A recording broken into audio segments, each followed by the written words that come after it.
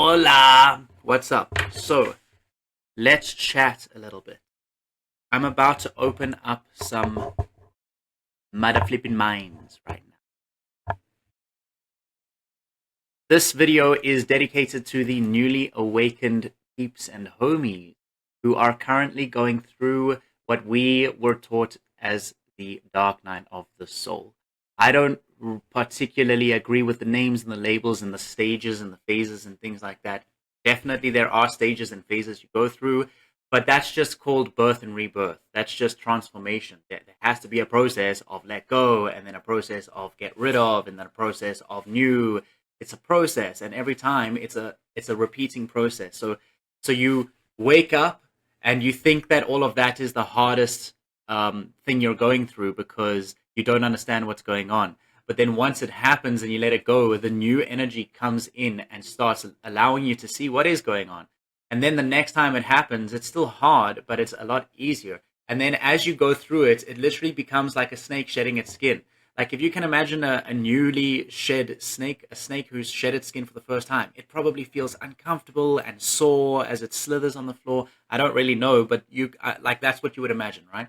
But then by the 100th time it shed its skin, do you think it even gives a continental? Not at that point, because it has done this so many times.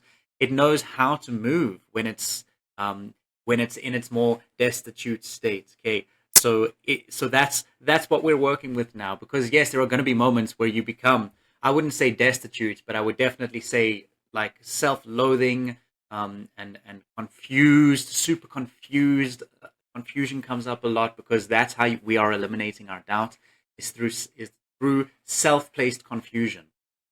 Self-placed confusion. So we can get confusion from other people, but as soon as we start to realize that other people um, are seeing life through their eyes, then it becomes easier to have our thoughts be our own. And once we have that, we then start seeing how we have placed our own self-limiting beliefs inside ourselves. And yes, it is sometimes based on other people's opinions and other people's advice and guidance, which they were operating from a place of lack in some regards. So when they give that advice, it probably wasn't very healthy or helpful advice. It probably was helpful in terms of survival. So it did serve a purpose. There was an element to it. Stuff won't just come into your life just for nonsense. Okay, everything happens as it's intended to for a reason, rhyme, and purpose. Okay.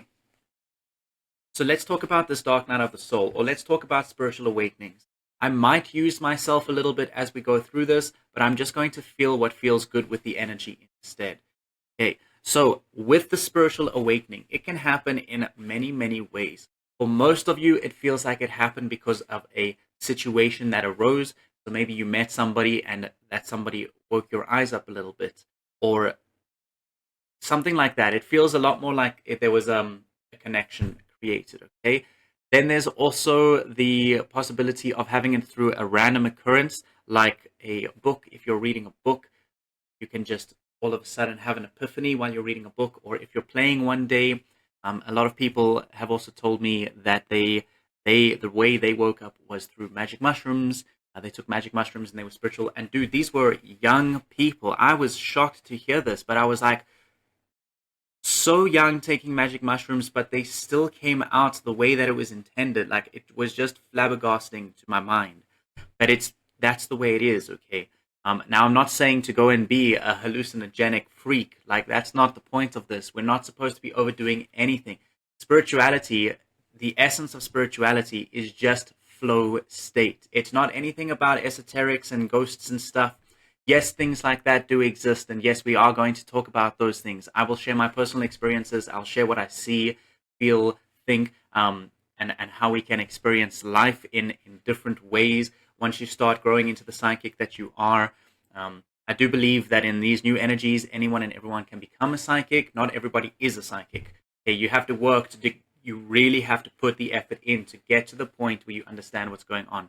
At that point, you can call yourself a psychic all you want because you've done the work so you understand truly what's going on and you're not going to be lying to people. That's the biggest thing. That's the biggest thing that creates doubt for psychics at first is this giant fear of, um, okay, giant, it doesn't feel right, but it's just that fear of if what if you depart with information which is not necessary. But then you start realizing that everything you do, and you'll see it as you start doing readings, you'll see that everything that's playing out in that moment is exactly divinely playing out. Everything. So that's why you'll see a lot of these spiritual people don't cut out bits of their video. They don't cut out the tangents of them having a story thrown in there. It's because of those reasons. They don't cut out the noises around them. And I'll explain that. In fact, one of my videos, I did explain this. Why literally every single video, spiritual video that is out right now has some sort of interruption. Every single, I haven't watched a single one that doesn't have an interruption right now. And this has been for months. And this month has been this transition expansion phase. So this has been going for some months, and it's a big deal. Why is it a big deal? Because we had to wake up and grow up. And you guys are now also waking up, and you are also going to be growing up. But here's the best part. The younger the expansion, the quicker the expansion. I know that sounds like, okay, the younger the expansion, the quicker the expansion. Okay, oh my God, right? But that's exactly what it is. So it's literally, if you start younger, dude, what do you think? When you're younger, you're healthier, you're more vibrant, your energy is less corrupted by other people, by society, When you're younger, you're stronger. Even though people think otherwise, when you're younger, you're stronger. And that's why I always fight with adults when they don't listen to children, because children probably have the insight that we are looking for. That's why we then have to work on inner child work as well. And I do realize now that it's going to start sounding overwhelming. That is one of the biggest lessons that we have to learn through this process, is how to deal with overwhelm. Because irrelevant of where it is, the overwhelm energy comes in just for us to see it, acknowledge it, accept it, and continue moving on anyway. It's just a little hurdle. All we need to see as overwhelm energy is just this little bump in the road that we're just going to jump over, okay? And how do we do that? We do that by doing the right things, following our tools.